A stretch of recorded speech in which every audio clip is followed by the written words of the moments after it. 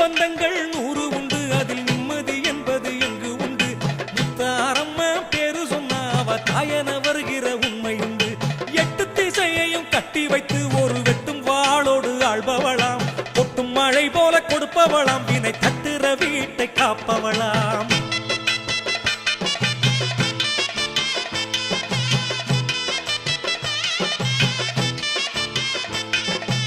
ஆதிசிவன் ஒரு பாகமையா, அந்த சக்தி உமை ஒரு பாகமையா. சிற்பம் செய்தார் பாறையிலே, நல்ல சீர்மிகு குலசை ஊரினிலே. அர்ச்சகர் கண்ட கனவுப்படி ஒரு கல்லில் நிறைஞ்ச தெய்வ மகள். சிற்பியும் கண்ட எண்ணப்படி தாய் கோயில் கொண்டாள் நல்லபடி.